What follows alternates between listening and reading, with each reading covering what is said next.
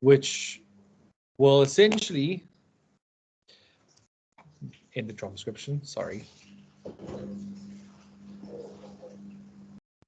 Okay, hi everyone, welcome to Radio 2 class. I'm not in for this particular lesson. I am currently studying advertising to MediaMark, but instead we'll do a pre-recorded class to make sure you are well prepared for when your assessments roll around. So we've done some work on research and how the RAMs exist and how qualitative and quantitative research works and how to best understand who our composite listener is. But now it's a good chance for us to break away from that for a second. We will be back for a little while. We'll kind of have a look at music research again together in class. I feel it's a better situation in which to do it. But yeah, this is the kind of lesson that works quite well as an online class, talking about the radio broadcasting chain. And this essentially refers to the hardware that exists in the radio industry, stuff that is there so we can actually use it and make a radio product from it. We talk about the radio broadcast chain, and it's essentially the idea is it's a connection of various systems that creates a network for radio to broadcast. So we think about all the elements involved in the physical broadcasting process. A microphone, which feeds into a desk, which feeds into computers, which then feed into a central system that then disseminates that information from the studio out to the FM transmitter at Centec. It's the whole system that essentially exists and interlinks like a bit of a puzzle, so we are able to get a full broadcast out at a particular time. So when we talk about radio, there are many, many bits and pieces involved, from the personnel, the producers, the presenters, the newsreaders, the sports readers, whomever else might be involved, to the actual physical software that runs the playout system, the physical software that runs the news broadcast system, the physical software that allows us to store hundreds of items so they can play out loud. I mean, think about it. The kind of storage facility involved in radio broadcasting is massive. To be able to broadcast 500 songs in a particular library at a particular time across various sites across the country. So we'll try to break some of this down for you today to get a nice, succinct idea about the systems involved in radio broadcasting. So when we think about radios, we oftentimes refer to the studio. You know, the studio is a wonderful place. We can go in there and we can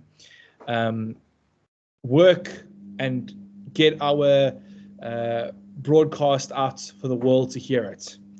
And many of us are very, very lucky. We've got great broadcasting facilities. So this, for example, here is an example of my particular broadcast studio. This is East Coast Radio, is where I work from. There are computers over there. If you follow the mouse, computers over there. There's computers for the playout system. There's computers for emails and for audio files. We have a hot clock in the top corner of the room. We also have got 2 screens that reflect our logs. This is the stuff that plays out at a particular moment on the radio. These are what's playing out. These are the channel indicators. It's called PGMs. They tell you how loud or softly a piece of audio is going out. We have microphones. Here's microphones there and there and there and there and there. There's another microphone there for the presenter. This is the desk. We have 2 desks here. They use to essentially put the buttons on, press the buttons to make things go loud, and they're the volume controls as well. So there's lots of physical hardware involved in a typical radio studio, and it pays for a station to invest heavily in the studio environments. The SABC, without as much funding as it should have, their studios once were world beating. 20 years ago were the world's best studios, really. They had incredible equipment and they looked advanced. They've kind of slipped under the standard of where they should be at this point because it's been difficult to make available funding in the SABC, it seems. I do know that 5FM recently, for example, got a playout system improvements, but I'm not sure about any physical adjustments being made to the studios in a particular moment. They look kind of outdated when compared with perhaps East Coast Radio in this particular picture you'll see right here. The best studio I've ever seen in my life was at Prime Media, 702 and 947 in Joburg. I've been inside of those studios before, and they are just incredible. The soundproofing, the quality of the microphones, really amazing. Really, really amazing studio spaces. A little while ago, YFM got a massive studio upgrade. They moved premises of their studio, and that was a beast of an upgrade as well. We know that the studios at YFM, I've also seen they've gotten brand new desks, the world's newest and most exclusive Axia desks. They are so cool. Like, I want one so badly, but we don't have one in our studios, and I'm quite jealous of those guys at YFM who do have that because it looks amazing.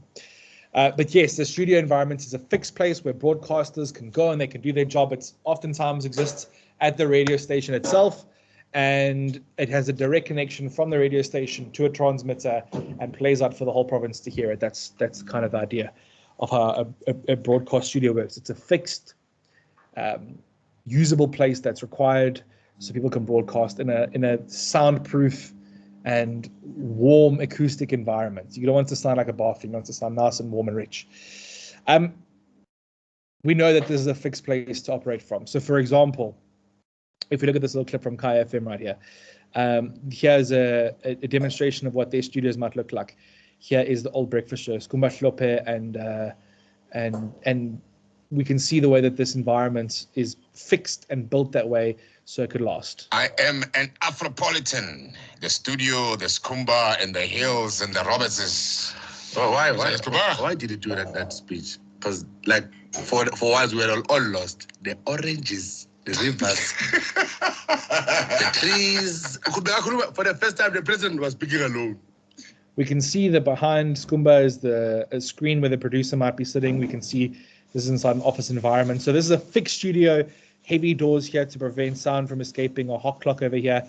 This is a proper studio environment that's millions have been spent on the equipment here to create the best possible broadcasting product, including these cameras that are being used to film the conversation. One can count, the other one was just the rivers, the chairs, the buildings. Skumba, so good on that breakfast show. I missed that show.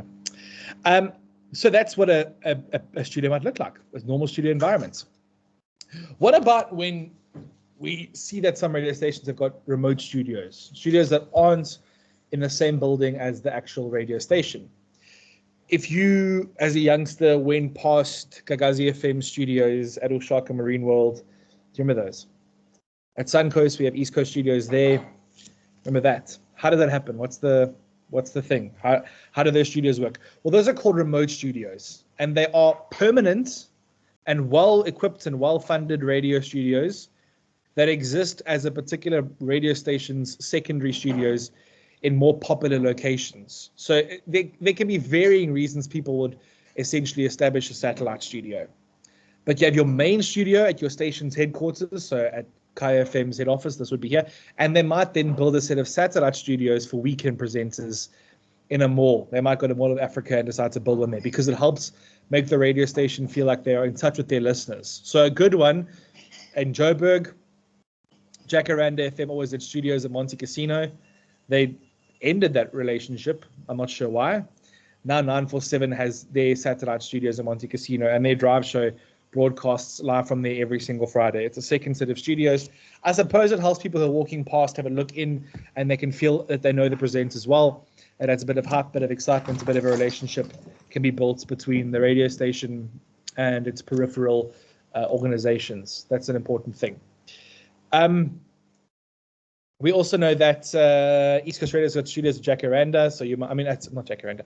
We have studios at Suncoast. Again, a commercial opportunity. Our audience likes Suncoast, so they go to Suncoast. They can see us broadcasting from there. It's a good branding exercise. It's fun as a presenter to go and broadcast from a place like that. It doesn't feel like you're at work. It feels like you're kind of out and about. I can go and leave the studio and go get a popcorn during songs, which is normally quite lekker as opposed to being inside the office, you know? The satellite studios oftentimes not permanent in terms of being used every single day. They're used rarely. They're used on the weekends. Maybe a night show might be broadcast from a satellite studio somewhere. But they're there for the reason that exists as a promotional tool. Maybe it's practical. Some stations have practical studios. So, for example, there's a tiny little broom cupboard size studio, like so small, size of a normal desk at Jacaranda FM. That is East Coast Radio branded because we have so many presenters who are from Johannesburg originally, and so they go home and they need a studio to use. I myself have used it many, many times before, the Jacaranda FM East Coast Radio studios. We have a studio inside Jacaranda. So there's a place that might exist in the world where you have studios that exist in a different place, a different province of the same radio station. Beats One is Apple Music's radio station. They have a studio in LA in America and in London in the UK. So they have two actual studios that are satellite studios in different parts of the world. Those remote studios are not used at all times, but it connects with a permanent on-air studio. So the main studio remains the main studio, and the satellite studio connects to it. So if we are in the Umhlanga main studio of East Coast Radio and I turn the channel off from Suncoast, that permanent studio won't make it on air. It has to connect through the main studio elsewhere. This is most prevalently seen at the SABC. They use lots of satellite studios. So you might be a presenter in Cape Town and they might want to try out on 5FM. You can basically go into an SABC studio in Cape Town and go use that facility to broadcast onto 5FM, either through an ISDN line, which is an internet line, or through the actual studio setup. You could set up as a main studio and drive the desk from there as well. It's important to note that the studios across the country exist in every major metropolitan. So there's studios in Kimberley, there's studios in Durban, in Cape Town, in Gqeberha. There's an SABC studio everywhere because some stations broadcast from there full time. So, for example, Ukhozi FM broadcasts from Durban. It's down the road from us. But 5FM and Metro FM, both SABC stations, have their headquarters at Auckland Park in Johannesburg. Oftentimes, an indicator of where the economics are. Metro FM's economics derive from Johannesburg, both centrally, so their studios set up there in Joburg. Whereas Ukhozi FM, a stronghold of the Zulu community, that is going to be best suited to KZN. True FM, for example, and Umhlobo Wenene both broadcast from Gqeberha, which is a stronghold of also broadcasting. So it's an important place for them to be. Sometimes they bend the rules. One of my good friends, Bongani Mtolo, was hosting Radio 2000's Breakfast Show a few years ago, and he broadcasted from the studios in Durban to Johannesburg, even though Radio 2000 studios were in Joburg. An old story goes that Darren Flip.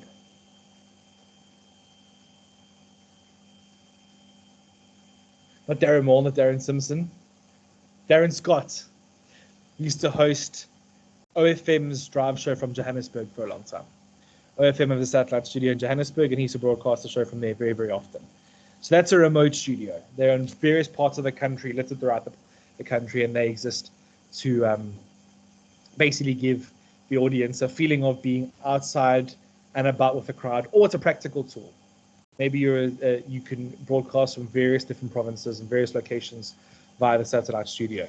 And the reason we have this in Someone's Kitchen is because they're built like a radio studio. They are there with the facilities that are required for professional broadcast. They're well tuned, they're well developed, they're well built. They're proper radio studios that are just permanently established. Then we can establish a satellite studio. We can also establish an outside broadcast studio. This is a pop-up, rapidly occurring and then disappearing studio. You can broadcast from virtually anywhere in the world with a modern world, considering the fact that we have internet everywhere. You can broadcast from the side of a lake, as I did this past weekend.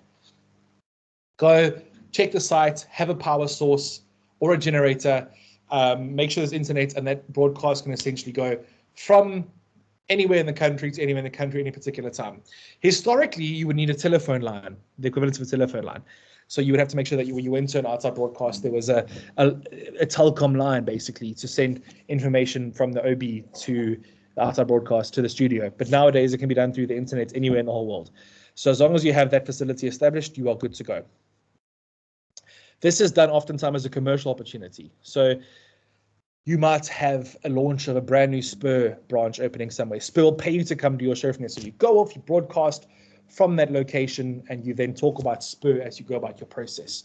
You'll be on site oftentimes now with a microphone, and there's a person sitting in the studio controlling the desk. They're pushing the buttons for you. They're saying to you, all right, so Mpilo, you going live in 5, 4, 3, 2. put you up, put your channel on. You'll then talk. This is Mpilo on Boston Media House Radio, and you're listening to the show, blah, blah, blah. And you have headphones on, and you have a microphone in your hand as you broadcast from there. And you tell the presenter or you tell the desk driver, my last word might be dog. Say, and I'll see you later, dog. And the presenter will then fire the desk, pull off your microphone, and you can continue working.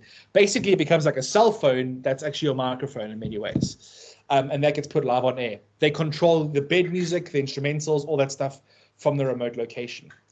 We used to do a thing where we'd broadcast remotely with a mini desk, so like a campus radio, with a desk that we'd broadcast from at various locations. It was a whole supply system, so you would push the buttons on a stand, and that was how it was done normally. Some stations had broadcast vans that you would sit inside and push the buttons from. But reportedly, it destabilizes the playout system. So like Zeta and RCS and Genesis become destabilized. So they've stopped using that option as a main one. It's now a situation where you have to basically stand with a microphone with headphones on, talking to a desk driver, and they'll put you live once in a while. I know that I have in the past been at a cricket match and have been broadcasting from Stavrog versus England, and I've had a caller. So I'm sitting in the stands with a microphone and headphones on, and I am hearing a caller speak to me.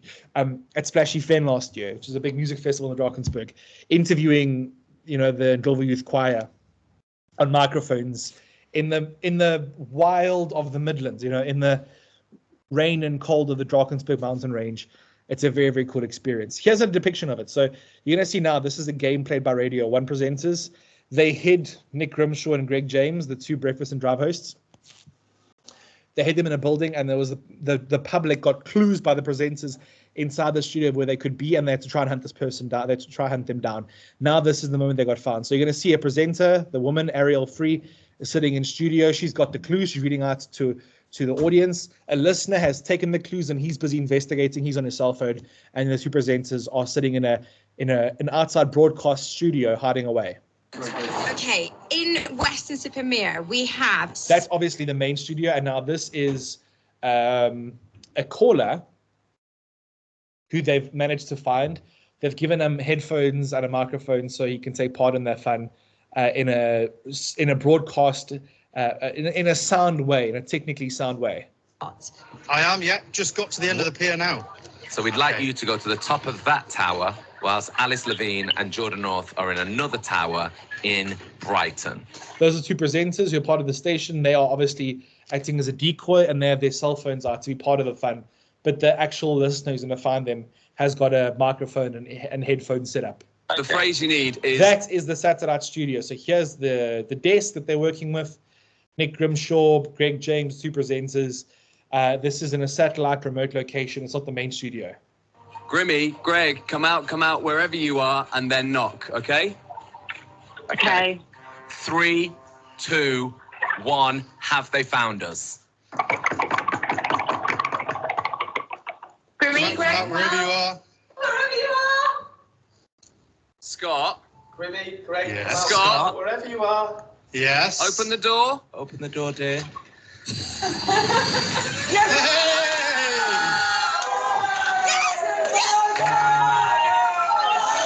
Oh my goodness, I think we've done it. Scott, So now they've found them in this remote location. Weston-super-Mare, he's just found Grimmy and Greg. So our man... We can hear lots of voices, them in the remote studio, they can hear them in the main studio, and we can hear them in the outside broadcast studio. So there's a lot going on here. This is a good example of it.